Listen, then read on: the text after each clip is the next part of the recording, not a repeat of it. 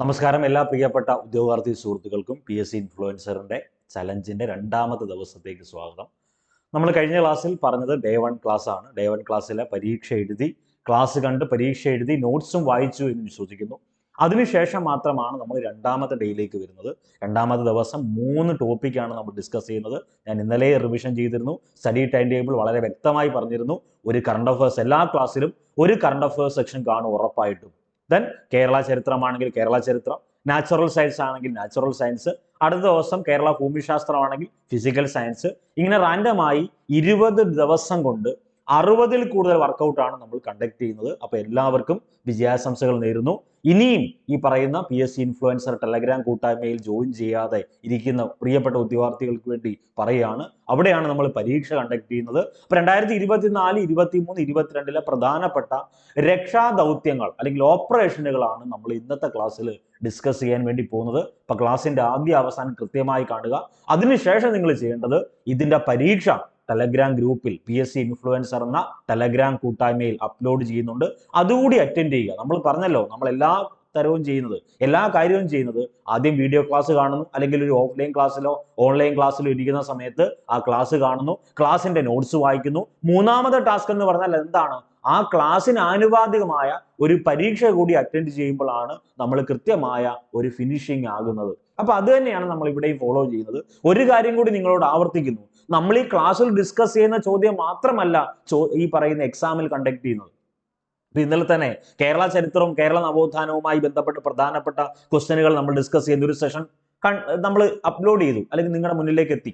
ഇനി അതിന്റെ exam conduct ചെയ്യുമ്പോൾ ചിലപ്പോൾ 1-2 ചോദ്യം നമ്മൾ ആ ക്ലാസ്സിൽ ഡിസ്കസ് ചെയ്യാത്ത കാര്യങ്ങൾ കൂടി കാണും. കാരണം നമ്മൾ എഴുതാൻ പോകുന്ന മത്സര പരീക്ഷയിൽ 20 ദിവസം കൊണ്ട് മാക്സിമം ടോപ്പിക്ക് അല്ലെങ്കിൽ കണ്ടന്റ് നിങ്ങളിലേക്ക് എത്തിക്കുക എന്നുള്ളതാണ്. അപ്പോൾ പരീക്ഷയിലൂടെ വീഡിയോ ക്ലാസ്സിലൂടെ അത് എത്തിക്കുക തന്നെ ചെയ്യും. അപ്പോൾ രക്ഷാദൗത്യവുമായി ബന്ധപ്പെട്ട ടോപ്പിക്കാണ് ഇന്നത്തെ ക്ലാസ്സിൽ ഡിസ്കസ് ചെയ്യുന്നത്. ആദ്യം തന്നെ ഒരു കേരള PSCയുടെ PYQ ചോദ്യം തന്നെ ആദ്യം ഡിസ്കസ് ചെയ്യുന്നു.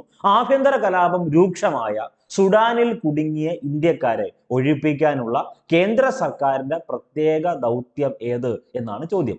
Option A operation Ajay, operation Ganga, operation Dost, option D operation Kaveri. ഇങ്ങനെ 4 ഓപ്ഷനുകളാണ് കൊടുത്തേക്കുന്നത്. അപ്പൊ നമ്മൾ ഈ 4 കാര്യങ്ങളും പഠിച്ചിട്ടുള്ളതാണ്.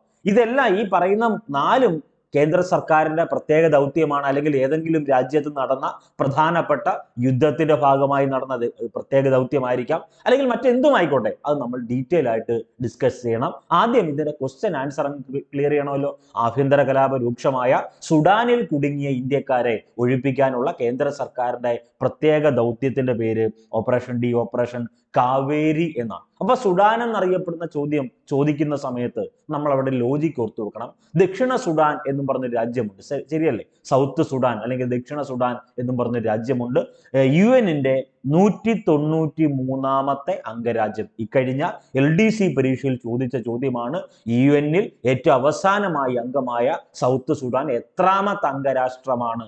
193-ാമത്തെ അംഗരാഷ്ട്രമാണ്. സൗത്ത് സുഡാന്റെ തലസ്ഥാനം ചോദിച്ചാൽ ഉത്തരം ജുബയാണ്. അതൊന്ന് ഓർത്തു വെക്കുക. അപ്പൊ ആഭ്യന്തര കലാപം രൂക്ഷമായ സുഡാനിൽ കുടുങ്ങിയ ഇന്ത്യക്കാരെ ഒഴിപ്പിക്കാനുള്ള കേന്ദ്ര സർക്കാരിന്റെ പ്രത്യേക ദൗത്യത്തിന്റെ പേര് ഓപ്പറേഷൻ കാവേരി എന്നാണ്. അപ്പൊ ഇവിടെ ഓപ്ഷനിൽ കൊടുത്തേക്കുന്ന ഓപ്പറേഷൻ അജയ് നമ്മൾ പഠിക്കണം, ഓപ്പറേഷൻ ഗംഗ നമ്മൾ പഠിക്കണം, ഓപ്പറേഷൻ ദോസ്ത് നമ്മൾ പഠിക്കണം. ഈ 4 കാര്യങ്ങൾ ചില ആളുകൾ കരുതും ഈ 4 കാര്യങ്ങൾ മാത്രം പഠിച്ചാൽ മതിയോ? പോരാ, ഇനിയും നമ്മൾ കണ്ടന്റ് പഠിക്കണം. അപ്പൊ എന്താണ് ഓപ്പറേഷൻ അജയ് എന്നാണ് ഇനി നമ്മൾ പറയുന്നത്. ഒന്നുമില്ല, ഹമാസ് ഇസ്രയേൽ സംഘർഷത്തിനിടെ ഇസ്രയേലിൽ കുടുങ്ങിപ്പോയ ഇന്ത്യക്കാരെ രക്ഷിക്കാനുള്ള കേന്ദ്ര സർക്കാരിന്റെ ദൗത്യത്തിന്റെ പേരാണ് ഓപ്പറേഷൻ അജയ്. അപ്പൊ ഓപ്പറേഷൻ കാവേരി നമ്മൾ പറഞ്ഞു, ഓപ്പറേഷൻ അജയ് പറഞ്ഞു, അടുത്തത് ഓപ്പറേഷൻ ഗംഗ.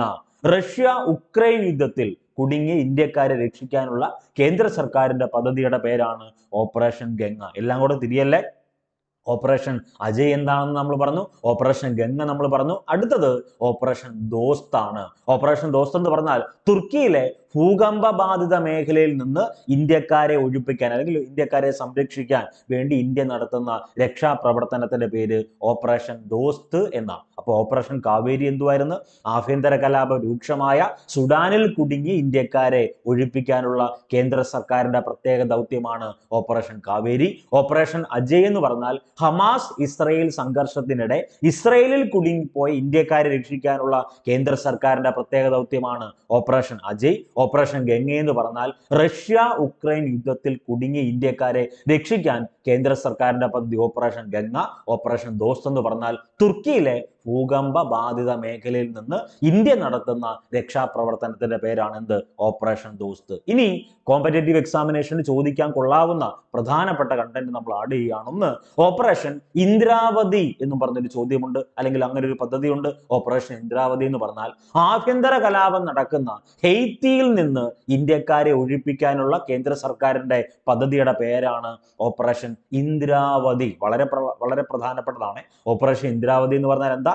ആഭ്യന്തര കലാപം നടക്കുന്ന ഹെയ്ത്തിയിൽ നിന്ന് ഇന്ത്യക്കാരെ ഒഴിപ്പിക്കാനുള്ള പദ്ധതിയുടെ പേര് ഓപ്പറേഷൻ ഇന്ദ്രാവതി എന്നാണ്. അപ്പം ഓപ്പറേഷൻ സർവശക്തി എന്ന് പറഞ്ഞൊരു ചോദ്യമുണ്ട്. അത് ഇന്ത്യയിൽ തന്നെ ഉള്ളതാ. ജമ്മു കാശ്മീരിൽ ആക്രമണം നടത്തുന്ന ഭീകരർക്കെതിരെ ഇന്ത്യൻ കരസേന ആരംഭിച്ച സൈനിക നീക്കത്തിന്റെ പേരാണ് ഓപ്പറേഷൻ സർവശക്തി. ഒന്ന് ഓർത്തു വെക്കണം, സർവശക്തിയും എടുത്താണ് ഇന്ത്യൻ കരസേന എന്ത് ചെയ്യുന്നത്? ഭീകരർക്കെതിരെ അടിക്കുന്നത്, അല്ലെങ്കിൽ ആഞ്ഞടിക്കുന്നത്. അപ്പോൾ ഓപ്പറേഷൻ സർവശക്തി എന്താണ്? ജമ്മു കാശ്മീരിൽ ആക്രമണം നടത്തുന്ന ഭീകരർക്കെതിരെ ഇന്ത്യൻ കരസേന ആരംഭിച്ച സൈനിക നീക്കത്തിന്റെ പേര് ഓപ്പറേഷൻ സർവശക്തി എന്നാണ്. ഇനി മത്സര പരീക്ഷയ്ക്ക് ചോദിക്കാൻ കൊള്ളാവുന്ന ഒരു പ്രധാനപ്പെട്ട പദ്ധതികൾ ഇനി പറഞ്ഞു പോകുന്നു. ഓപ്പറേഷൻ ആഗ് എന്ന് പറഞ്ഞൊരു ചോദ്യമുണ്ട്. അപ്പൊ ചില ആളുകൾ കരുതും ഓപ്പറേഷൻ ആഗ് എന്ന് പറയുന്നത് കേരള പോലീസ് നടത്തിയ ഒരു പരിശോധനയല്ലേ, ഇതിവിടെ എന്തിനാ പഠിക്കുന്നത്? ഇതെല്ലാം ഓരോ ഓപ്പറേഷനുകളാണല്ലോ. അതുകൊണ്ട് എല്ലാ A to Z കാര്യങ്ങൾ അങ്ങ് പറഞ്ഞു തരിക. ഒരെണ്ണം പോലും മാറ്റി വെക്കുന്നില്ല. കാരണം എഴുതാൻ പോകുന്ന പരീക്ഷയിൽ എന്ത് ചോദിക്കും, എവിടുന്ന് ചോദിക്കുന്ന ഒരു ധാരണയില്ലല്ലോ. അതുകൊണ്ട് എല്ലാ കണ്ടന്റും അങ്ങ് പറഞ്ഞു തരുന്നു. വീണ്ടും ആവർത്തിക്കുന്നു, ഈ ക്ലാസ് കണ്ടാൽ മാത്രം പോരാ, ഇതിന്റെ നോട്ട്സ് കവർ ചെയ്യണം, നോട്ട്സ് വായിക്കണം. നോട്ട്സ് PSC ഇൻഫ്ലുവൻസർ ടെലഗ്രാം കൂട്ടായ്മയിലുണ്ട്. അതിന്റെ പരീക്ഷ കൂടി ചെയ്യുമ്പോൾ മാത്രമാണ് നിങ്ങളുടെ ടാസ്ക് കഴിയുന്നത്. അപ്പൊ ഇത്രയും എഫേർട്ട് ഞാൻ അല്ലെങ്കിൽ ഈ കൂട്ടായ്മ ഇടുമ്പോൾ നിങ്ങളുടെ ഭാഗത്തു നിന്ന് ഒരു എഫേർട്ട് ഉണ്ടാവുകയാണെങ്കിൽ നമ്മൾ റിസൾട്ടിലേക്ക്, ഹൈപ്പിലേക്ക് പോകും. അപ്പോൾ ഓപ്പറേഷൻ ആഗെന്ന് പറഞ്ഞാൽ കേരളത്തിലെ ഗുണ്ടകളെയും സമൂഹ വിരുദ്ധരെയും അല്ലെങ്കിൽ സാമൂഹ്യ വിരുദ്ധരെയും പിടികൂടാൻ വേണ്ടി കേരള പോലീസ് നടത്തിയ പരിശോധനയുടെ പേരാണ് ഓപ്പറേഷൻ ആഗ് എന്ന് പറയുന്നത്. ഒന്ന് ഓർത്തു വെക്കണം, ഓപ്പറേഷൻ ആഗിന്റെ പ്രത്യേകത ഗുണ്ടകളെയും, അതായത് കേരളത്തിലെ പ്രധാനപ്പെട്ട ഗുണ്ടകളെയും സമൂഹ വിരുദ്ധരെയും അല്ലെങ്കിൽ സാമൂഹിക വിരുദ്ധരെയും പിടികൂടാൻ വേണ്ടി കേരള പോലീസ് നടത്തിയ പരിശോധനയുടെ പേര് ഓപ്പറേഷൻ ആഗ് എന്നാണ്. ഇനി ഓപ്പറേഷൻ മിസ്സിംഗ് ചിൽഡ്രൻ എന്ന് പറഞ്ഞൊരു പദ്ധതിയുണ്ട്. അത് ഇന്ത്യയിലെ പ്രധാനപ്പെട്ട ഒരു സംസ്ഥാനമായ തമിഴ്നാട് സംസ്ഥാനമാണ് ആ ഓപ്പറേഷൻ മിസ്സിംഗ് ചിൽഡ്രൻ പദ്ധതി ഇംപ്ലിമെന്റ് ചെയ്തത്. ഒന്നുമില്ല, കഴിഞ്ഞ 2024 ഈ പദ്ധതി അവിടെ ഇംപ്ലിമെന്റ് ചെയ്യുന്നത്. 2024 പുറയിലേക്ക് 2023, 22 അങ്ങനെ കഴിഞ്ഞ 10 വർഷത്തിനിടെ തമിഴ്നാട്ടിൽ നിന്ന് കാണാതായ കുഞ്ഞുങ്ങളെ അല്ലെങ്കിൽ കുട്ടികളെ കണ്ടെത്തുന്നതിനായി തമിഴ്നാട്ടിലെ പോലീസ് ആവിഷ്കരിച്ച പദ്ധതിയുടെ പേരാണ് ഓപ്പറേഷൻ മിസ്സിംഗ് ചിൽഡ്രൻ. അപ്പൊ അതൊന്ന് ഓർത്തു വെക്കുക, വളരെ പ്രാധാന്യത്തോടുകൂടി പഠിക്കണം. അപ്പൊ ഈ തമിഴ്നാടുമായി ബന്ധപ്പെട്ട് മറ്റൊരു കറണ്ട് അഫയർ ഉണ്ട്. ഇന്ത്യ മഹാരാജ്യത്ത് ആദ്യമായി സർക്കാർ വിദ്യാലയങ്ങളിൽ പ്രഭാത ഭക്ഷണ സമ്പ്രദായം നടപ്പിലാക്കിയ ആദ്യ ഇന്ത്യൻ സംസ്ഥാനം അത് തമിഴ്നാടാണ്. ഇന്ത്യയിൽ ആദ്യമായി ഉച്ചഭക്ഷണ പദ്ധതി എന്നറിയപ്പെടുന്ന മിഡ് ഡേ മീൽ സംവിധാനം കൊണ്ടുവന്ന തമിഴ്നാടിലാണ്. അത് കൊണ്ടുവന്ന തമിഴ്നാട് മുഖ്യമന്ത്രിയുടെ പേര് K. കാമരാജ് എന്നാണ്. K. കാമരാജിന്റെ പ്രത്യേകത കിങ് മേക്കർ എന്നറിയപ്പെടുന്ന തമിഴ്നാട് മുഖ്യമന്ത്രിയാണ് K. കാമരാജ്. അതുകൂടി ഒന്ന് ആഡ് ചെയ്ത് പഠിക്ക്. ഓപ്പറേഷൻ മിസ്സിംഗ് ചിൽഡ്രന്റെ പ്രത്യേകത എന്താ? കഴിഞ്ഞ 10 വർഷത്തിനിടെ കാണാതായ കുട്ടികളെ കണ്ടെത്തുന്നതിനായിട്ട് പോലീസ് ആവിഷ്കരിച്ച, ഏത് പോലീസാ? തമിഴ്നാട് പോലീസ് ആവിഷ്കരിച്ച പദ്ധതിയുടെ പേര് ഓപ്പറേഷൻ മിസ്സിംഗ് ചിൽഡ്രൻ എന്നാണ്. ഇനി ഈ പറയുന്ന കേരളവുമായി ബന്ധപ്പെട്ട പ്രധാനപ്പെട്ട 2 പദ്ധതികളൊന്ന് പറയുവാണ്. വരാൻ പോകുന്ന പരീക്ഷയിൽ ഒരു മാർക്ക് എങ്ങാനും ചോദിച്ചാൽ നിങ്ങൾ ഉറപ്പായും എഴുതണം. അതായത് ഓപ്പറേഷൻ ബ്രേക്ക് ത്രൂ എന്നും പറഞ്ഞൊരു പദ്ധതി ഉണ്ട്. ഒന്നുമില്ല, കൊച്ചി എന്നറിയപ്പെടുന്ന എറണാകുളം ജില്ലയിലെ കൊച്ചിയിലെ 2 പ്രധാനപ്പെട്ട പ്രത്യേകത നമുക്ക് എല്ലാവർക്കും അറിയാവുന്നതാണ്. ഇന്ത്യയിലെ 8ാമത്തെ മെട്രോ, ഇന്ത്യയിലെ 8th മെട്രോ ഇൻ ഇന്ത്യ, ഇന്ത്യയിലെ 8ാമത്തെ മെട്രോ എന്നറിയപ്പെടുന്നത് കൊച്ചി മെട്രോ ആണെന്ന് അറിയാലോ. ഇന്ത്യയിൽ ആദ്യമായി ജലമെട്രോ സംവിധാനം നടപ്പിലാക്കിയത് കൊച്ചിയിലാണെന്ന് അറിയാലോ. അപ്പൊ ഇവിടെ കൊച്ചിയുമായി ബന്ധപ്പെട്ട അങ്ങനത്തുള്ള വികസന പദ്ധതികളെല്ലാം ചർച്ച ചെയ്യുമ്പോൾ കൊച്ചിയിലെ ആളുകൾ അല്ലെങ്കിൽ അവിടുത്തെ ജനങ്ങൾ അനുഭവിക്കുന്ന ഏറ്റവും പ്രധാനപ്പെട്ട ഒരു പ്രശ്നം എന്ന് പറഞ്ഞാൽ വെള്ളക്കെട്ടാണ്. അപ്പൊ കൊച്ചിയിലെ വെള്ളക്കെട്ട് പരിഹരിക്കാൻ അവിടുത്തെ ജില്ലാ ഭരണകൂടം, എറണാകുളം ജില്ലാ ഭരണകൂടം നടപ്പാക്കുന്ന ഒരു പദ്ധതിയുണ്ട്. ആ പദ്ധതിയുടെ പേരാണ് ഓപ്പറേഷൻ ബ്രേക്ക് ത്രൂ. അതൊന്ന് ഓർത്തു വെക്കണേ. അടുത്തത് ഹരിത കേരളം മിഷൻ പദ്ധതിയുണ്ട്. ഈ ഹരിത കേരളം മിഷന്റെ ഒരു പദ്ധതിയാണ് നീർച്ചാലുകളുടെ ശൃംഖല വീണ്ടെടുക്കുന്നതിനായി ആവിഷ്കരിച്ച പദ്ധതിയുടെ പേര് ഇനി ഞാൻ ഒഴുകട്ടെ എന്നാണ്. അപ്പൊ അവിടെ നമ്മൾ ആവർത്തിക്കുന്ന ഒരു ചോദ്യമുണ്ട്. എന്താണ്? പാലക്കാട് ജില്ലയിലെ അട്ടപ്പാടി പുനവൽക്കരണത്തിന്റെ ഭാഗമായി, അട്ടപ്പാടിയുടെ പുനവൽക്കരണത്തിന്റെ ഭാഗമായി ഫലമായി പുനർജനിച്ച നദിയുടെ പേരെന്താ? അത് കൊടങ്ങര പള്ളമെന്നാണ്. 5ാം ക്ലാസ്സിലെ സ്കൂൾ ടെക്സ്റ്റിൽ, സോഷ്യൽ സയൻസിന്റെ സ്കൂൾ ടെക്സ്റ്റിൽ ആഡ് ചെയ്യുന്നതാണ് കൊടങ്ങര പള്ളം. അതൊന്ന് ഓർത്തു വെക്കണം. അത് കറണ്ട് അഫയേഴ്സ് അല്ല, വളരെ പ്രധാനപ്പെട്ട മുൻകാല വർഷ ചോദ്യമാണ്. അത് SCERT സ്കൂൾ ടെക്സ്റ്റിൽ വളരെ വ്യക്തമായി പറയുന്നുണ്ട്. പാലക്കാട് ജില്ലയിലെ അട്ടപ്പാടി പുനർവൽക്കരണത്തിന്റെ ഭാഗമായി പുനർജനിച്ച നദിയുടെ പേര് എന്താണ്? അത് കൊടങ്ങര പള്ളം. അപ്പൊ ഞാൻ വീണ്ടും റിപ്പീറ്റ് ചെയ്യുന്നു, പാലക്കാട് ജില്ലയിലെ അട്ടപ്പാടിയിൽ കൂടി ഒഴുകുന്ന നദിയുണ്ട്, അത് ശിരുവാണിപ്പുഴയാണ്. അത് വേറെ, ഇത് വേറെ. ഇനി വേറെയുണ്ട്, ദേശീയ ഹരിത മിഷന്റെ പ്രവർത്തന ഫലമായി പുനർജനിച്ച നദിയുടെ പേര് വരട്ടാർ എന്നാണ്. അത് വേറെ, ഇത് വേറെ. അപ്പൊ ഹരിത കേരളം മിഷൻ പദ്ധതിയുടെ ഭാഗമായി നീർച്ചാലുകളുടെ ശൃംഖല എന്ത് ചെയ്യുന്നു? വീണ്ടെടുക്കുന്നതിന് വേണ്ടി ആവിഷ്കരിച്ച പദ്ധതിയുടെ പേര് ഇനി ഞാൻ ഒഴുകട്ടെ എന്നാണ്. അടുത്തത് വളരെ പ്രധാനപ്പെട്ട ഒരു പദ്ധതിയാണ് ഇന്ത്യൻ റെയിൽവേയുമായി ബന്ധപ്പെട്ട്. ഇന്ത്യയിൽ ഏറ്റവും വലിയ പൊതുമേഖലാ സ്ഥാപനമായ ഇന്ത്യൻ റെയിൽവേയിലെ സുരക്ഷ മെച്ചപ്പെടുത്താൻ ഇന്ത്യൻ റെയിൽവേയും അവിടുത്തെ പ്രൊട്ടക്ഷൻ ഫോഴ്സും സംയുക്തമായി ആരംഭിക്കുന്ന സംരംഭത്തിന്റെ പേരാണ് ഓപ്പറേഷൻ യാത്രി സുരക്ഷ. അതൊന്ന് ഓർത്തു വെക്കണം, വളരെ വളരെ പ്രധാനപ്പെട്ടതാണ്. ഞാൻ അവിടെ 2 കാര്യങ്ങൾ നിങ്ങളെ കുഴപ്പിച്ച് കളയും. ഒന്ന്, ഇന്ത്യയിൽ ഏറ്റവും വലിയ പൊതുമേഖലാ സ്ഥാപനം എന്നാണ് ഞാൻ പറഞ്ഞത്. ഇന്ത്യയിൽ ഏറ്റവും ലാഭകരമായ പൊതുമേഖലാ സ്ഥാപനം ചോദിച്ചാൽ അത് IOC ആണ്. 2023-24 കണക്കുകൾ പ്രകാരം ഇന്ത്യയിൽ ഏറ്റവും ലാഭകരമായ പൊതുമേഖലാ സ്ഥാപനം എന്ന് പറഞ്ഞാൽ അത് IOC ആണ്. കഴിഞ്ഞ തവണ അത് ONGC ആയിരുന്നു. ഇങ്ങനെ റാൻഡമായി ONGC IOC മാറിക്കൊണ്ടിരിക്കുക. വീണ്ടും റിപ്പീറ്റ് ചെയ്യുകയാണ്, പൊതുമേഖലാ സ്ഥാപനം ഏറ്റവും ലാഭകരമായത് എന്നാണ് ഞാൻ പറഞ്ഞത്. ഏറ്റവും ലാഭകരമായ പൊതുമേഖലാ സ്ഥാപനം ചോദിച്ചാൽ ഇന്ത്യയിൽ ഏറ്റവും ലാഭകരമായ പൊതുമേഖലാ സ്ഥാപനം എന്ന് ഇപ്പൊ ഏറ്റവും ലേറ്റസ്റ്റ് കറണ്ട് അഫയർ പ്രകാരം അപ്ഡേറ്റ് ചെയ്തിരിക്കുന്നത് IOC അല്ലെങ്കിൽ ഇന്ത്യൻ ഓയിൽ കോർപ്പറേഷൻ ആണ്. കഴിഞ്ഞ തവണ അത് ONGC ആണ്. വീണ്ടും ആവർത്തിക്കുന്നു, മാറുന്ന സമയത്ത് മാറ്റി അപ്ഡേറ്റ് ചെയ്യണം. ഞാൻ പറഞ്ഞ ചോദ്യത്തിലേക്ക് വരുന്നു, ഇന്ത്യയിൽ ഏറ്റവും വലിയ പൊതുമേഖലാ സ്ഥാപനം ഏതാണ്? അത് ഇന്ത്യൻ റെയിൽവേ ആണ്. അപ്പൊ ഇന്ത്യൻ റെയിൽവേയിൽ യാത്ര ചെയ്യുന്ന അല്ലെങ്കിൽ റെയിൽവേ യാത്ര ചെയ്യുന്ന യാത്രക്കാരുടെ സുരക്ഷ മെച്ചപ്പെടുത്താൻ ഇന്ത്യൻ റെയിൽവേയും അവിടുത്തെ പ്രൊട്ടക്ഷൻ ഫോഴ്സും സംയുക്തമായി ആരംഭിക്കുന്ന പദ്ധതിയുടെ പേരാണ് ഓപ്പറേഷൻ യാത്രി സുരക്ഷ. അതുകൂടി ഒന്ന് ഓർത്തു വെക്കണം. ഇനി നമുക്ക് എല്ലാവർക്കും അറിയാവുന്ന വളരെ പ്രധാനപ്പെട്ട ഒരു രക്ഷാദൗത്യമാണ് പറയാൻ പോകുന്നത്. ഉത്തരകാശിയിലെ സിൽക്വാര തുരങ്കത്തിൽ കുടുങ്ങിയ കുറച്ചധികം തൊഴിലാളികളെ പുറത്തെത്തിക്കാൻ വേണ്ടി അവിടെ നടത്തിയ ഒരു രക്ഷാദൗത്യമുണ്ട്. സമൂഹ മാധ്യമങ്ങൾ വഴിയും പത്രമാധ്യമങ്ങൾ വഴിയൊക്കെ നമ്മൾ കണ്ടതാണ് ആ ഓപ്പറേഷൻ ദൗത്യം അല്ലെങ്കിൽ രക്ഷാദൗത്യം. അതിന്റെ പേര് ഓപ്പറേഷൻ സുരംഗ് എന്നാണ്. ഒന്ന് ഓർത്തു വെക്കണേ, ഉത്തരകാശിയിലെ സിൽക്വാര തുരങ്കത്തിൽ കുടുങ്ങിയ തൊഴിലാളികളെ പുറത്തെത്തിക്കാൻ വേണ്ടി നടത്തിയ രക്ഷാദൗത്യത്തിന്റെ പേര് ഓപ്പറേഷൻ സുരംഗ് എന്നാണ്. അതുകൂടി ഒന്ന് ഓർത്തു വെക്കണം. ഇനി നമുക്ക് വേണ്ട വളരെ പ്രധാനപ്പെട്ട ചോദ്യം, ഇസ്രായേൽ പാലസ്തീൻ, നമ്മൾ ഇത്രയും കണ്ടന്റ് പറഞ്ഞല്ലോ, ഇസ്രായേൽ പാലസ്തീൻ യുദ്ധം ആരംഭിച്ചത് എന്നാണെന്ന് അറിയാമല്ലോ. 2023 ഒക്ടോബർ 7-നാണ് ഇസ്രായേൽ പാലസ്തീൻ യുദ്ധം ആരംഭിക്കുന്നത്. ഈ യുദ്ധത്തെ ഹമാസ് വിശേഷിപ്പിച്ചത് അൽ അക്സ ഫ്ലഡ് എന്നാണ്. അൽ അക്സ ഫ്ലഡ് എന്നാണ് യുദ്ധത്തെ ഹമാസ് വിശേഷിപ്പിക്കുന്നത്. ഈ യുദ്ധത്തെ തന്നെ, അത് 2023 ഒക്ടോബർ 7-ന് ആരംഭിച്ച ഈ ഇസ്രായേൽ പാലസ്തീൻ യുദ്ധത്തെ ഇസ്രായേൽ വിശേഷിപ്പിച്ചത് അയൺ ഡോട്ട്സ് എന്നാണ്. യുദ്ധത്തെ ഹമാസ് വിശേഷിപ്പിച്ചത് അൽ അക്സ ഫ്ലഡ് എന്നാണ്. യുദ്ധത്തെ ഇസ്രായേൽ വിശേഷിപ്പിച്ചത് എങ്ങനെ?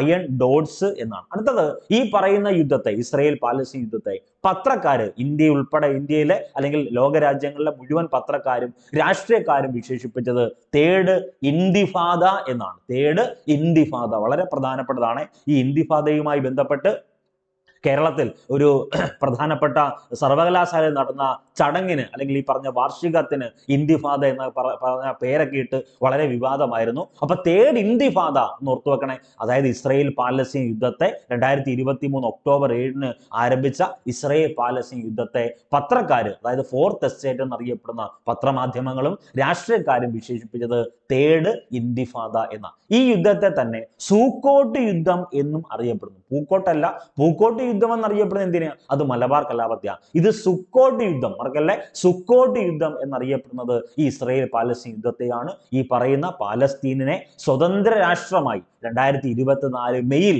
അംഗീകരിച്ച യൂറോപ്യൻ രാജ്യങ്ങൾ എത്രയാണെന്ന് ചോദിച്ചാൽ അത് 3 പാലസ്തീനിനെ ഒരു സ്വതന്ത്ര രാഷ്ട്രമായി 2024 മെയ്യിൽ അംഗീകരിച്ച യൂറോപ്യൻ രാജ്യങ്ങൾ അത് സ്പെയിനുണ്ട്, നോർവേ ഉണ്ട്, അയർലൻഡ് ഉണ്ട്. അപ്പൊ പരീക്ഷയ്ക്ക് ചോദ്യകർത്താവ് ചോദിക്കുകയാണ്, താഴെ പറയുന്നവയിൽ 2024 മെയ്യിൽ പാലസ്തീനെ സ്വതന്ത്ര രാഷ്ട്രമായി അംഗീകരിച്ച രാജ്യങ്ങളിൽ, യൂറോപ്യൻ രാജ്യങ്ങളിൽ പെടാത്തതേത് എന്നൊരു ചോദ്യം വന്നാൽ എന്നാണ് ഞാൻ പറഞ്ഞത്, വന്നാൽ നിങ്ങൾ എഴുതിക്കോണം. അപ്പൊ ഇതിന്റെ ഉത്തരം സ്പെയിന്, നോർവേ, അയർലൻഡ്. അതൊന്ന് ഓർത്തു വെക്കണേ. അടുത്തത് റഷ്യ യുക്രൈൻ യുദ്ധമുണ്ട്. അപ്പൊ നമ്മൾ പാലസ്തീൻ ഇസ്രായേൽ യുദ്ധം പറഞ്ഞു, അതേ മോഡൽ ഈ യുദ്ധം കൂടെ ഒന്ന് ഓർത്തു വെക്ക്.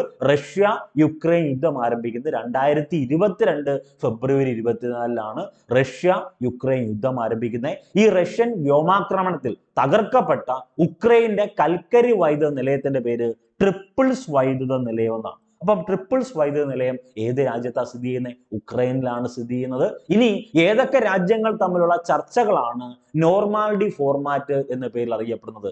റഷ്യ, ഉക്രൈൻ, ജർമ്മനി, ഫ്രാൻസ്, ഈ 4 രാജ്യങ്ങൾ തമ്മിലുള്ള ചർച്ചകളെ അറിയപ്പെടുന്ന പേരാണ് നോർമാൻഡി ഫോർമാറ്റ്. ഒന്ന് ഓർത്തു വെക്കണേ. അപ്പൊ റഷ്യ ഉക്രൈൻ യുദ്ധം ആരംഭിക്കുന്നത് 2022 2023 24 2022 ഫെബ്രുവരി 24 റഷ്യ ഉക്രൈൻ യുദ്ധം ആരംഭിക്കുന്നത്. ഈ റഷ്യൻ വ്യോമാക്രമണത്തിൽ തകർക്കപ്പെട്ട ഉക്രൈനിലെ കൽക്കരി വൈദ്യുത നിലയത്തിന്റെ പേര് അത് ട്രിപ്പിൾസ് വൈദ്യുത നിലയം എന്നാണെന്ന് ഓർത്തു വെക്കണം. ഏതൊക്കെ രാജ്യങ്ങൾ തമ്മിലുള്ള ചർച്ചകളാണ് നോർമാൽഡി ഫോർമാറ്റ് എന്ന പേരിൽ അറിയപ്പെടുന്നത്? Russia, Ukraine, Germany, France. Clear ആണല്ലോ. അടുത്തത് ഈ പറയുന്ന യുക്രൈൻ റഷ്യ യുദ്ധത്തിൽ റഷ്യ ഉപയോഗിച്ച കൂലിപ്പട്ടാളത്തിന്റെ പേരാണ് വാഗ്നർ ഗ്രൂപ്പ്. ഒന്ന് ഓർത്തു വെക്കണം. ഉക്രൈൻ റഷ്യ യുദ്ധത്തിൽ റഷ്യ ഉപയോഗിച്ച കൂലിപ്പട്ടാളത്തിന്റെ പേര് വാഗ്നർ ഗ്രൂപ്പ് എന്നാണ്. അടുത്തത് ഈ യുക്രൈൻ റഷ്യ യുദ്ധത്തിൽ വിമാനാപകടത്തിൽ കൊല്ലപ്പെട്ട റഷ്യയുടെ വാഗ്നർ ഗ്രൂപ്പിന്റെ മേധാവിയുടെ പേര് അത് യെവ്ഗിനി പ്രഗോഷിൻ എന്നറിയപ്പെടുന്ന വ്യക്തിയാണ്. യെവ്ഗിനി പ്രഗോഷിൻ എന്നറിയപ്പെടുന്ന ഗ്രൂപ്പ് മേധാവിയുടെ പ്രത്യേകത എന്താ? യുക്രൈൻ റഷ്യ യുദ്ധത്തിൽ അതിന്റെ വിമാനാപകടത്തിൽ കൊല്ലപ്പെട്ട റഷ്യയുടെ, അതായത് വാഗ്നർ ഗ്രൂപ്പിനെ കൊണ്ടുവന്നത് ആരാണ്? റഷ്യ ആണെന്ന് പറഞ്ഞല്ലോ. റഷ്യ ഉപയോഗിച്ച കൂലിപ്പട്ടാളത്തിന്റെ പേരാണല്ലോ വാഗ്നർ ഗ്രൂപ്പ്. ആ വാഗ്നർ ഗ്രൂപ്പിന്റെ മേധാവിയായ യെവ്ഗിനി പ്രഗോഷിൻ കൊല്ലപ്പെടുന്നു, അല്ലെങ്കിൽ വിമാനാപകടത്തിൽ കൊല്ലപ്പെടുന്നു. അതുകൂടി ഒന്ന് ഓർത്തു വെക്കണം. ഇനി മത്സര പരീക്ഷയ്ക്ക് ചോദ്യ സാധ്യതയുള്ള പ്രധാനപ്പെട്ട ചോദ്യങ്ങൾ പറയുക. 2024 മുഴുവൻ കറണ്ട് അഫയേഴ്സ് നിങ്ങൾ പരിശോധിച്ചോ, അതിനകത്തെല്ലാം ഞാൻ ഈ പറയുന്ന കണ്ടന്റ് കാണും. 2024 കടൽ കൊള്ളക്കാരിൽ നിന്ന് ഇന്ത്യ മോചിപ്പിച്ച ലൈബീരിയൻ കപ്പലിന്റെ പേര് MV ലീല നോർഫോക്ക് എന്നാണ്. 2024 കടൽ കൊള്ളക്കാരിൽ നിന്ന് ഇന്ത്യ മോചിപ്പിച്ച ലൈബീരിയൻ കപ്പലിന്റെ പേര് MV ലീല നോർഫോക്ക് എന്നാണ്. അതിന്റെ ബ്രാക്കറ്റിൽ ഞാൻ വളരെ വ്യക്തമായി കൊടുത്തേപ്പുണ്ട്. ഈ പറയുന്ന MV ലീല നോർഫോക്ക് എന്നറിയപ്പെടുന്ന ലൈബീരിയൻ കപ്പലിനെ കടൽ കൊള്ളക്കാരിൽ നിന്ന് രക്ഷപ്പെടുത്തത് അല്ലെങ്കിൽ രക്ഷിച്ചത് INS ചെന്നൈ ആണ്. ഈ രക്ഷാദൗത്യത്തിൽ ഏർപ്പെട്ട കപ്പൽ അതുകൂടി ഒന്ന് ഓർത്തുവെക്കുക. ചെന്നൈയുമായി ബന്ധപ്പെട്ട് തമിഴ്നാടിന്റെ തലസ്ഥാനമാണ് ചെന്നൈ എന്നറിയാം. INS ചെന്നൈ എന്ന് പറഞ്ഞാൽ ഈ രക്ഷാദൗത്യത്തിൽ ഏർപ്പെട്ട കപ്പൽ, ഇന്ത്യൻ നേവിയുമായി ബന്ധപ്പെട്ട കപ്പലാണ് INS ചെന്നൈ. അതൊന്ന് ഓർത്തുവെക്കണം. ഇനി ലോകത്താദ്യമായി, മറക്കരുത്, ലോകത്താദ്യമായി നൈട്രജൻ വാതകം ഉപയോഗിച്ച് വധശിക്ഷ നടപ്പാക്കിയ ആദ്യ രാജ്യം അത് USA ആണ്. അമേരിക്കൻ തെരഞ്ഞെടുപ്പുമായി ബന്ധപ്പെട്ട്, അമേരിക്കൻ പ്രസിഡന്റുമായി ബന്ധപ്പെട്ട് ഡൊണാൾഡ് ട്രംപ് ഉൾപ്പെടെയുള്ള കണ്ടന്റ് പഠിക്കുമ്പോൾ ഈ ആനുകാലിക സംഭവം കൂടി ഒന്ന് ആഡ് ചെയ്ത് പഠിക്കണം. നൈട്രജൻ വാതകം ഉപയോഗിച്ച് വധശിക്ഷ നടപ്പാക്കിയ ലോകത്തിൽ ആദ്യ രാജ്യം അത് അമേരിക്കയാണ്. അമേരിക്കൻ പതാകയിലെ നക്ഷത്രങ്ങളുടെ എണ്ണം അത് 50 ഈ 50 നക്ഷത്രങ്ങൾ 50 സംസ്ഥാനങ്ങളെ പ്രതിനിധാനം ചെയ്യുന്നു. അമേരിക്കയുടെ പുതിയ പ്രസിഡന്റായിട്ട് സ്ഥാനമേൽക്കുന്നത് 2025 ജനുവരിയിൽ സ്ഥാനമേൽക്കുന്നത് ഡൊണാൾഡ് ട്രംപ് ആണ്. അദ്ദേഹവുമായി ബന്ധപ്പെട്ട ഒത്തിരി ചോദ്യങ്ങൾ കഴിഞ്ഞ ക്ലാസ്സിൽ നമ്മൾ ഡീറ്റെയിൽ ആയിട്ട് ഡിസ്കസ് ചെയ്തിരുന്നുണ്ട്. അടുത്തത് ചൊവ്വയെക്കുറിച്ച് പഠിക്കുന്നതിന് വേണ്ടി നാസ വിക്ഷേപിക്കാൻ ഒരുങ്ങുന്ന ദൗത്യത്തിന്റെ പേര് മാഗി എന്നാണ്. പ്രധാന ചോദ്യങ്ങളിൽ പ്രധാനപ്പെട്ട ചോദ്യമാണ്. ചൊവ്വയെക്കുറിച്ച് പഠിക്കുന്നതിന് വേണ്ടി നാസ വിക്ഷേപിക്കാൻ ഒരുങ്ങുന്ന ദൗത്യത്തിന്റെ പേര് മാഗി എന്നാണ്. ഇനി നമുക്ക് എല്ലാവർക്കും അറിയാം 2024 പരീക്ഷ, LDC പരീക്ഷ മുഴുവൻ എടുത്തോ. അതിനുശേഷം നടത്തിയ തിയേറ്റർ അസിസ്റ്റന്റ് ആയിക്കോട്ടെ, അതിനുശേഷം നടത്തിയ LGS പരീക്ഷ ആയിക്കോട്ടെ, അതിനെല്ലാം തന്നെ നാറ്റോയുമായി ബന്ധപ്പെട്ട ഒരു ചോദ്യം ഉണ്ടായിരുന്നു അല്ലെ? നോർത്ത് അറ്റ്ലാന്റിക് ട്രീറ്റി ഓർഗനൈസേഷൻ, തൊട്ട് മുന്നത്തെ ക്ലാസ്സിൽ നമ്മൾ കറണ്ട് അഫയേഴ്സിൽ ഡിസ്കസ് ചെയ്തിരുന്നു. IMFന്റെ തലവൻ, നാറ്റോയുടെ തലവൻ, ഈ പറയുന്ന ലോകബാങ്കിന്റെ തലവൻ, പിന്നെ പറയുന്ന വളരെ പ്രധാനപ്പെട്ട ആസിയാന്റെ തലവൻ, അങ്ങനെ ഒരു സെക്ഷൻ നമ്മൾ ഡിസ്കസ് ചെയ്തിരുന്നല്ലോ. അപ്പൊ ഇവിടെ 2024 നാറ്റോയുടെ ഏറ്റവും വിപുലമായ സൈനിക അഭ്യാസത്തിന്റെ പേര് അത് സ്റ്റെഡ്ഫാസ്റ്റ് ഡിഫൻഡർ എന്നാണ്. നോർത്ത് അറ്റ്ലാന്റിക് ട്രീറ്റി ഓർഗനൈസേഷനുമായി ബന്ധപ്പെട്ട കണ്ടന്റ് PDF ആയിട്ടും വീഡിയോ ക്ലാസ്സുകളായിട്ടും നാം കൊടുത്തിട്ടുണ്ട്. അപ്പൊ 2024 നാറ്റോയുടെ ഏറ്റവും വിപുലമായ സൈനിക അഭ്യാസത്തിന്റെ പേര് അത് സ്റ്റെഡ്ഫാസ്റ്റ് ഡിഫൻഡർ എന്നാണ്. ഇനി സൊമാലിയൻ കടൽക്കൊള്ളക്കാർ റാഞ്ചിയ ഇറാന്റെ ഒരു മത്സ്യബന്ധന ബോട്ടുണ്ട്, അതിന്റെ പേര് ഇമാൻ എന്നാണ്. ഇറാന്റെ ഇമാൻ എന്ന മത്സ്യബന്ധന ബോട്ടിനെ മോചിപ്പിച്ച ഇന്ത്യൻ കപ്പലിന്റെ പേര് INS സുമിത്ര എന്നാണ്. അതൊക്കെ ഒന്ന് ഓർത്തു വെക്കുക. ഇതെല്ലാം ഓരോ സൈനിക അല്ലെങ്കിൽ സൈനിക മുന്നേറ്റവുമായി ബന്ധപ്പെട്ട ടോപ്പിക്കിൽ എടുക്കേണ്ടതാ. ഞാൻ റാൻഡമായിട്ട് അങ്ങ് പറഞ്ഞു പോവുകയാണ്, നമുക്ക് അധികം സമയമില്ല. അടുത്തത് 2024 യുവതിയുവാക്കൾക്ക് 2 വർഷത്തെ നിർബന്ധിത സൈനിക സേവനം ഏർപ്പെടുത്തിയ ഏഷ്യൻ രാജ്യം ഏതെന്ന് ചോദിച്ചാൽ അത് മ്യാൻമാർ ആണ്. മ്യാൻമാറിന്റെ തലസ്ഥാനം യാങ്കോൺ ആണെന്ന് നിങ്ങൾക്ക് എല്ലാവർക്കും അറിയാവുന്നതാണ്. അപ്പൊ മ്യാൻമാറുമായി ബന്ധപ്പെട്ട് നമുക്ക് വേണ്ട ചോദ്യം എന്താ? 2024 ഈ വർഷമാണ് യുവതിയുവാക്കൾക്ക് 2 വർഷത്തെ നിർബന്ധിത സൈനിക സേവനം ഏർപ്പെടുത്തിയ ഏഷ്യൻ രാജ്യം. അവിടുത്തെ യുവതികളായിക്കോട്ടെ യുവാക്കളായിക്കോട്ടെ അവർ മസ്റ്റായിട്ടും 2 വർഷം നിർബന്ധമായിട്ട് സൈനിക സേവനം അല്ലെങ്കിൽ സൈനിക സേവനത്തിൽ ഏർപ്പെടുത്തിയിരിക്കണം അല്ലെങ്കിൽ ഏർപ്പെടുത്തണം. അത് ഉറപ്പായിട്ടും അംഗീകരിച്ച ഏഷ്യൻ രാജ്യമായിട്ട് മ്യാൻമാർ ഉണ്ട്. അടുത്തത് നമ്മൾ വാർത്താ മാധ്യമങ്ങളിൽ, സമൂഹ മാധ്യമങ്ങൾ വഴിയും പത്രമാധ്യമങ്ങൾ വഴിയൊക്കെ കണ്ട ഒരു കാഴ്ചയാണ്. ഒരു കപ്പൽ ഇടിച്ചതിനെ തുടർന്ന് തകർന്നു വീണ ഫ്രാൻസിസ് സ്കോട്ട് കീ പാലം എന്ന് പറഞ്ഞൊരു പാലം ഈയിടെ തകർന്നു വീണിരുന്നു. 2024 ഈ സംഭവം ഉണ്ടാവുന്നത്. അപ്പൊ കപ്പൽ ഇടിച്ചതിനെ തുടർന്ന് തകർന്നു വീണ ഫ്രാൻസിസ് സ്കോട്ട് കീ പാലം എവിടെയാണെന്ന് ചോദിച്ചാൽ അത് ബാൾട്ടിമോറിലാണ്. ആ പാലമുള്ളത്. ഡാലി എന്ന സിംഗപ്പൂർ കപ്പലാണ് ഈ ബാൾട്ടിമോർ എന്ന പ്രദേശത്തെ ഫ്രാൻസിസ് സ്കോട്ട് കീ പാലത്തിൽ ഇടിച്ച് കപ്പൽ എന്ത് ചെയ്യുന്നു? കപ്പൽ ഇടിക്കുന്നു. അതിന്റെ അടിസ്ഥാനത്തിൽ പാലം തകർന്നു വീണു. അത് ഒന്ന് ഓർത്തു വെക്കുക. ഡാലി എന്ന സിംഗപ്പൂർ കപ്പൽ ഒന്ന് നോട്ട് ചെയ്തേക്കണേ.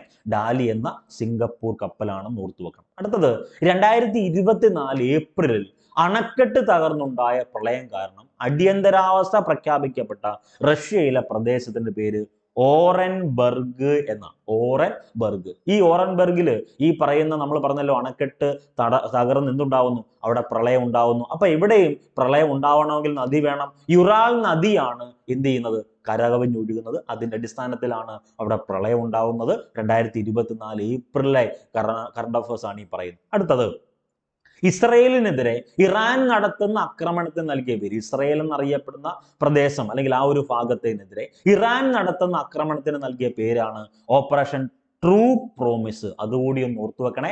ഇസ്രയേലിനെതിരെ പാലസ്തീൻ നടത്തുന്ന ആക്രമണത്തിനല്ല, ഇസ്രയേലിനെതിരെ ഇറാൻ നടത്തുന്ന ആക്രമണത്തിന് നൽകിയ പേര് ഓപ്പറേഷൻ ട്രൂ പ്രോമിസ് എന്നാണ്. അടുത്ത വളരെ വളരെ പ്രധാനപ്പെട്ട ചോദ്യം, യുക്രൈൻ ആൻസർ ആയിട്ട് വരേണ്ട ഒരു ചോദ്യമാണ്. വിക്ടോറിയ ഷീ വളരെ ഇമ്പോർട്ടന്റ് ആണ്. AI എന്നറിയപ്പെടുന്ന ടോപ്പിക് ഡിസ്കസ് ചെയ്ത സമയത്ത് നമ്മൾ ന്യൂറാലിങ്ക് ഉൾപ്പെടെയുള്ള കണ്ടന്റ് ഡിസ്കസ് ചെയ്തിരുന്നു. അതിൽ നമ്മൾ ഉൾപ്പെടാത്ത ഒരു പോയിന്റാണ് പറയുന്നത്. വിക്ടോറിയ ഷീ എന്ന പേരിൽ നിർമ്മിത ബുദ്ധിയിൽ, അതായത് ആർട്ടിഫിഷ്യൽ ഇന്റലിജൻസിൽ പ്രവർത്തിക്കുന്ന ലോകത്തിൽ ആദ്യത്തെ നയതന്ത്ര പ്രതിനിധി, മറക്കല്ലേ, നയതന്ത്ര പ്രതിനിധിയെ അവതരിപ്പിച്ച രാജ്യം ഏതെന്ന് ചോദിച്ചാൽ അത് യുക്രൈൻ ആണ്. വിക്ടോറിയ ഷീ എന്ന പേരിൽ നിർമ്മിത ബുദ്ധിയിൽ പ്രവർത്തിക്കുന്ന ലോകത്തിൽ ആദ്യത്തെ നയതന്ത്ര പ്രതിനിധിയെ അവതരിപ്പിച്ച രാജ്യം ഏതാണ്? അത് യുക്രൈൻ ആണ്. അതുകൂടി ഒന്ന് ഓർത്തു വെക്കണം. ഇനി കോമ്പറ്റേറ്റീവ് എക്സാമിനേഷൻ ചോദിക്കാൻ കൊള്ളാവുന്ന ഒരു ഏരിയ നാം പറയുന്നത് പ്രതിരോധ ബജറ്റ്. നമുക്ക് എല്ലാവർക്കും അറിയാം 2023 പ്രതിരോധ ബജറ്റിനെ പറ്റി പറയുന്നു. ഒന്നുമില്ല, ബജറ്റ് എന്ന് പറഞ്ഞാൽ എന്താണ്? ഒരു T-ഷേപ്പ് അക്കൗണ്ട് ആണെന്ന് നിങ്ങൾക്ക് എല്ലാവർക്കും അറിയാം. ഒരു രാജ്യത്തെ അല്ലെങ്കിൽ ഒരു സംസ്ഥാനത്തെ അല്ലെങ്കിൽ നമ്മുടെ വീട്ടിലെ വരവും ചെലവും രേഖപ്പെടുത്തുന്ന ഔദ്യോഗിക രേഖയാണല്ലോ നമ്മൾ പറയുന്ന ബജറ്റ്. ഒരു കുടുംബ ബജറ്റ് അല്ലെങ്കിൽ ഒരു സംസ്ഥാന ബജറ്റ് എന്നൊക്കെ പറഞ്ഞാൽ അതല്ലേ ഉദ്ദേശിക്കുന്നത്. ഇവിടെ ലോജിക്ക് ഇതാണ്. പ്രതിരോധ ബജറ്റ് എന്ന് പറഞ്ഞാൽ സൈനിക ആവശ്യങ്ങൾക്ക് വേണ്ടി പണം ചെലവഴിക്കുന്നു, പണത്തിന്റെ വരുമാനം, പണത്തിന്റെ ചെലവ്, ഇതാണ് സൈനിക ആവശ്യങ്ങൾക്ക് വേണ്ടിയുള്ള പ്രതിരോധ ബജറ്റിൽ തയ്യാറാക്കുന്നത്. അപ്പൊ ഇവിടെ പ്രതിരോധ ബജറ്റുമായി ബന്ധപ്പെട്ട് നമുക്ക് വേണ്ട ചോദ്യം എന്താണ്? പ്രതിരോധ ബജറ്റ് ഒന്നുമില്ല, സൈനിക പ്രതിരോധം എന്ന് പറഞ്ഞാൽ സൈനികമാണല്ലോ. സൈനിക ആവശ്യങ്ങൾക്ക് വേണ്ടി പണം ചെലവഴിക്കുന്നതിന്റെ ഔദ്യോഗിക രേഖ അറിയപ്പെടുന്ന പേര് പ്രതിരോധ ബജറ്റ് എന്നാണ്. ഈ പ്രതിരോധ ബജറ്റുമായി ബന്ധപ്പെട്ട് 2023 ഒരു കണക്കുണ്ട്.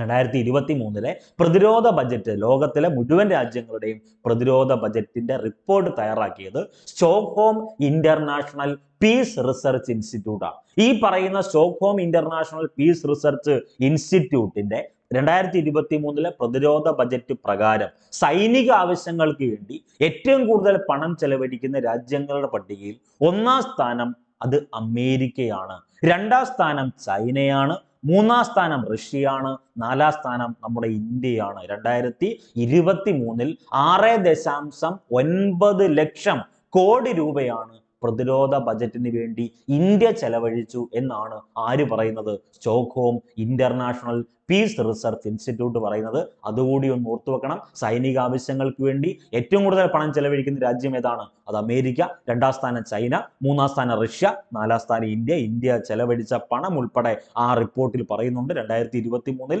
6.9 ലക്ഷം കോടി രൂപയാണ് ചെലവഴിച്ചത്. അതൊന്ന് ഓർത്തു വെക്കണേ. അടുത്തത്, യുക്രൈനുമായി ബന്ധപ്പെട്ട് യുക്രൈൻ യുദ്ധം അവസാനിപ്പിക്കണമെന്ന് ആവശ്യവുമായി 2024 ജൂണിൽ ലോകരാഷ്ട്രങ്ങൾ അണിനിരുന്ന ഒരു ഉച്ചകോടി ഉണ്ടായി. ആ ഉച്ചകോടിക്ക് വേദിയായത് അത് സ്വിറ്റ്സർലൻഡാണ്. അതൊന്ന് ഓർത്തു വെക്കണം. ഇനി ഇത്രയും കാര്യങ്ങൾ നമ്മൾ ലോകവുമായി ബന്ധപ്പെട്ട്, ഈ അന്താരാഷ്ട്ര ബന്ധവുമായി ബന്ധപ്പെട്ട്, ലോകവുമായി ബന്ധപ്പെട്ട പ്രധാനപ്പെട്ട ചോദ്യങ്ങൾ പറഞ്ഞു. ഇനി നമ്മൾ പറയാൻ പോകുന്ന കേരളത്തിലെ പ്രധാനപ്പെട്ട കേരള സംസ്ഥാനത്ത് നടന്ന പ്രധാനപ്പെട്ട ഓപ്പറേഷനുകളാണ്. അത് ചിലപ്പം വിജിലൻസിന്റെ ആയിരിക്കാം, അല്ലെങ്കിൽ GSTയുടെ ആയിരിക്കാം, അല്ലെങ്കിൽ വേറെ ഏതെങ്കിലും വകുപ്പിന്റെ ആയിക്കോട്ടെ. അത് നമുക്ക് വേണം. കേരളത്തിലെ പ്രധാനപ്പെട്ട പരിശോധനകളിൽ ഒന്ന് ഓപ്പറേഷൻ അമൃത് എന്നറിയപ്പെടുന്ന ഒരു പദ്ധതിയുണ്ട്. ഈ ക്വസ്റ്റ്യൻ കാണുമ്പോൾ നമ്മുടെ മനസ്സിലേക്ക് വരണം, കേരളവുമായി ബന്ധപ്പെട്ട് കേരളത്തിൽ ഏതെങ്കിലും ഡിപ്പാർട്ട്മെന്റ് ആയിരിക്കുമല്ലോ ഈ ഓപ്പറേഷൻ എല്ലാം നടത്തുന്ന.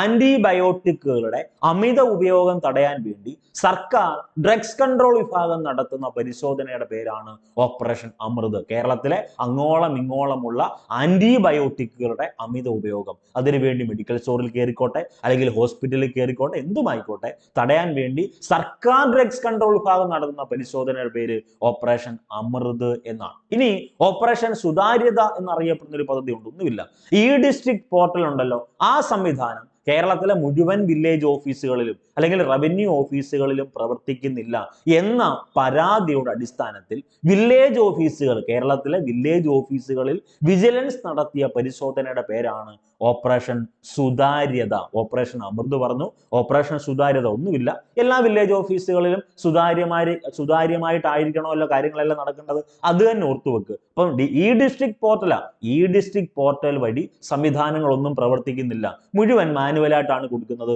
ഒന്നും ഈ ഡിസ്ട്രിക്ട് പോർട്ടൽ വഴി പ്രവർത്തിപ്പിക്കുന്നില്ല എന്ന പരാതിയുടെ അടിസ്ഥാനത്തിൽ കേരളത്തിലെ വില്ലേജ് ഓഫീസുകളിൽ സംസ്ഥാന വിജിലൻസ് നടത്തിയ പരിശോധനയുടെ പേരാണ് ഓപ്പറേഷൻ സുതാര്യത. അടുത്ത ഓപ്പറേഷൻ ഡി ഹണ്ട് എന്ന് പറഞ്ഞൊരു ചോദ്യമുണ്ട്. നിരോധിത മയക്കുമരുന്നുകളുടെ സംഭരണം, വിപണനം എന്നിവ പിടികൂടാൻ വേണ്ടി കേരള പോലീസ്, മറക്കരുത്, കേരള എക്സൈസ് വകുപ്പല്ല, കേരള പോലീസ് സംഘടിപ്പിച്ച പദ്ധതിയുടെ പേര് അല്ലെങ്കിൽ ആ ഒരു ഓപ്പറേഷന്റെ പേരാണ് operation D hunt. Operation P hunt ഉണ്ട്, അത് വേറെ, ഇത് ഓപ്പറേഷൻ ഡി ഹണ്ട് എന്നാണ്. ഓക്കെ, അടുത്തത് ഓപ്പറേഷൻ ജംഗിൾ സഫാരി ഉണ്ട്. അവിടെ ലോജിക്ക് മാത്രം ഓർക്കുക. ജംഗിൾ എന്നൊക്കെ പറഞ്ഞാൽ എന്താണ്? വനവുമായി ബന്ധപ്പെട്ട വാക്കാണല്ലോ. കേരളത്തിലെ വനം വികസന ഏജൻസികളിലും ഇക്കോ ടൂറിസം കേന്ദ്രങ്ങളിലും കേരളത്തിലെ വിജിലൻസ് പരിശോധനയെ അറിയപ്പെടുന്ന പേരാണ് ഓപ്പറേഷൻ ജംഗിൾ സഫാരി. ഓപ്പറേഷൻ പാംട്രി എന്ന് പറഞ്ഞൊരു പദ്ധതി ഉണ്ട്. കേരളത്തിലെ ആക്രി സ്റ്റീൽ വ്യാപാര സ്ഥാപനങ്ങളിൽ സംസ്ഥാന GST വകുപ്പ് നടത്തിയ പരിശോധനയുടെ പേര് ഓപ്പറേഷൻ പാംട്രി എന്നാണ്.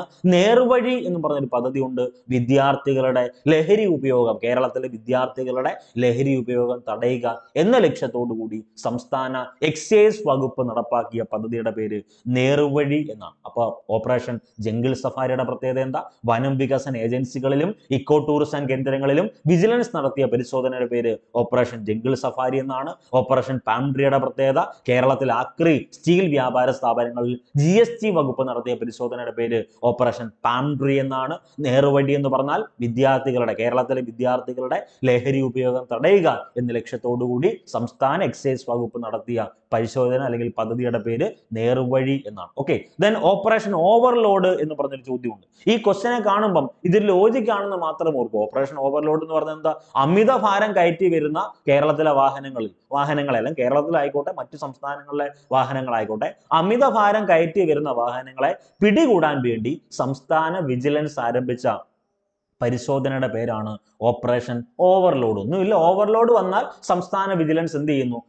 അവരെ പിടികൂടുന്നു, അല്ലെങ്കിൽ അതിന് ഫൈൻ അല്ലെങ്കിൽ പെറ്റി അടപ്പിക്കുന്നു. ഈ പദ്ധതിയുടെ പേരാണ് ഓപ്പറേഷൻ ഓവർലോഡ്. ഓക്കെ ആണല്ലോ? അപ്പൊ ഇത്രയും കണ്ടന്റുകൾ നമ്മൾ ഡിസ്കസ് ചെയ്തു. ഒന്നുമില്ല, ഇതിന്റെ പരീക്ഷ, ഇതിന്റെ പോൾ ക്വസ്റ്റ്യൻ എല്ലാം, ഇതിന്റെ നോട്ട്സ് ഉൾപ്പെടെ ഈ പറയുന്ന PSC ഇൻഫ്ലുവൻസർ ടെലഗ്രാം ചാനലിൽ കൊടുത്തേപ്പോണ്ട്. അതുകൂടി അറ്റൻഡ് ചെയ്യുമ്പോഴാണ് ഈ ക്ലാസിന്റെ അല്ലെങ്കിൽ നമ്മൾ ഈ പറഞ്ഞ Day 2 കറണ്ട് അഫയേഴ്സ് സെഷൻ കഴിയുന്നത്.